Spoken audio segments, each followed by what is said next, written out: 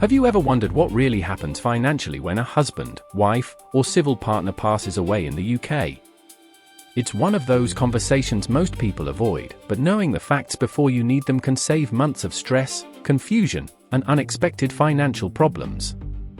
Today, we're going through 5 important financial changes that happen immediately after the loss of a spouse or civil partner, and understanding them could make a huge difference for you or someone you love. Welcome back to Pension and Benefits Guide, the channel where we break down UK pensions, benefits, and retirement rules into simple, easy to understand advice so you can make informed decisions with confidence. Losing someone close is incredibly difficult, and the last thing anyone wants is to deal with confusing financial rules while grieving. Unfortunately, many surviving partners only discover these important changes after they've already made costly mistakes. So in this video, we'll walk through each one calmly, clearly, and practically, so you'll know exactly what to expect and what steps to take. The first thing you need to know involves bank accounts. Whether you can access money immediately depends on whether the account was held jointly or solely in your late spouse's name. If you shared a joint current account or savings account, that account doesn't freeze when one account holder dies. As the surviving account holder, you continue to have full access. You can keep making payments, withdrawing money, and using the account as normal. The bank will need to be informed so it can update the account into your sole name, but your access isn't interrupted. However, if the account was only in your spouse's name, the situation is very different. As soon as the bank is notified of the death, that account is frozen. The money isn't lost, but it becomes part of the estate and can't normally be accessed until the estate administration process is completed. For many major UK banks, balances below £50,000 can often be released with a death certificate alone. But for balances above £50,000, a grant of probate is typically required, and that process commonly takes around 6 to 12 months. Thankfully, there are services that can make the notification process much easier. The Death Notification Service allows you to notify several major banks at once, while the government's Tell Us Once service can notify departments such as HMRC, the DWP, the Passport Office, and the DVLA after a death is registered. Instead of making dozens of phone calls during an already difficult time, these services simplify much of the process. The second financial change involves the state pension, and this is one of the areas that creates the most confusion. The state pension stops on the exact date of death. It doesn't continue until the end of the month or until the next payment date. Sometimes a payment arrives after someone has passed away. Families often assume that money belongs to them because it has appeared in the bank account. But in some cases, those payments may be treated as overpayments that must be repaid to the Department for Work and Pensions from the estate. That's why it's important to notify the DWP promptly.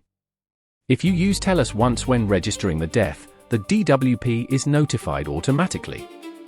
If you don't use the service, you should contact the pension service directly.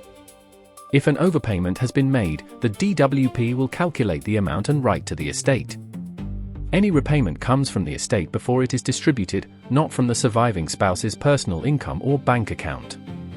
Before we continue, if you find these practical pension updates helpful, please take a moment to like this video, subscribe to Pension and Benefits Guide, and share it with friends or family who may benefit from this information. Your support helps us continue creating clear and reliable guides that can make a real difference. Now here's where the real impact becomes clear. Many people don't realize that after a spouse dies, the surviving partner may be entitled to inherit part of their state pension. For people who reached state pension age before the 6th of April, 2016 under the old state pension system, it may be possible to inherit between 50% and 100% of certain additional state pension amounts, depending on the deceased date of birth and the applicable rules.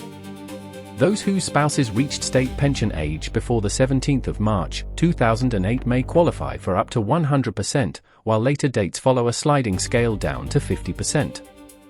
Under the newer state pension system, introduced for people reaching state pension age after April 2016, if the deceased had a protected payment, the surviving spouse may inherit 50% of that protected payment on a permanent basis. But here's the part many people never hear. This increase isn't automatically applied. you need to contact the pension service and specifically ask whether you're entitled to inherit any part of your late spouse's state pension.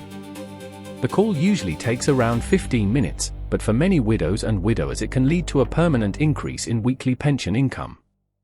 In some cases, that increase could be £20, £30, or even £40 a week, along with backdated payments covering the period since the death if the uplift should have been applied. The fourth financial change is Bereavement Support Payment. This is financial support available to people who were married to, or in a civil partnership with, the person who died, provided certain national insurance contribution conditions are met, or if the death resulted from an industrial accident or disease.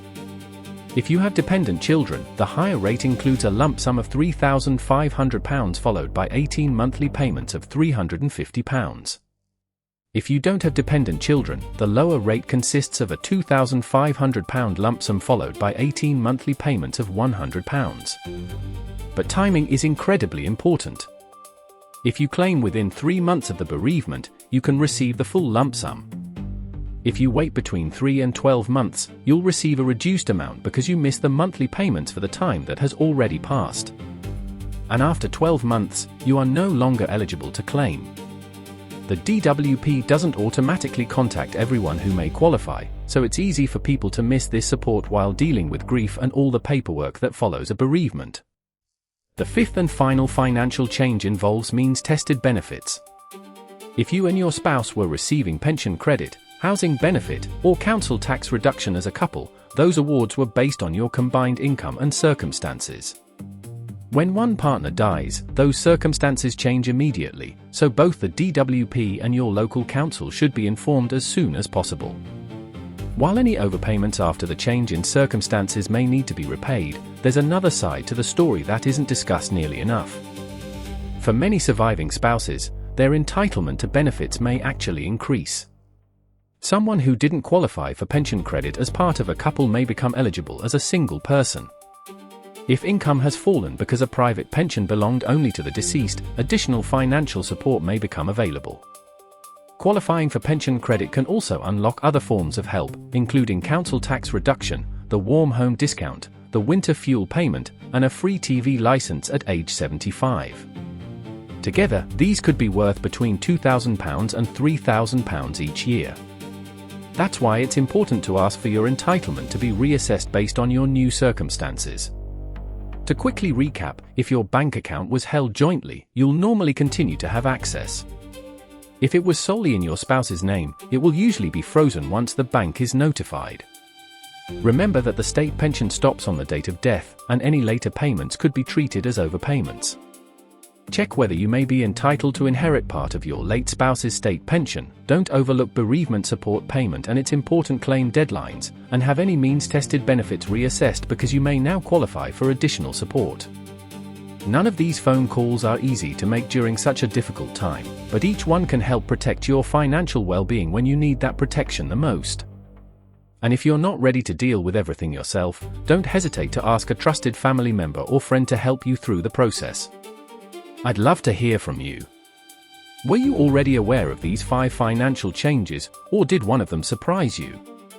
Let us know in the comments below because your experience could help someone else. Thank you for watching Pension and Benefits Guide. If you found this video useful, don't forget to subscribe so you never miss future updates on UK pensions, benefits, and retirement planning. And be sure to watch our next video, where we'll continue helping you understand the rules that could protect your income and make retirement a little easier. Until next time, take care and thanks for watching.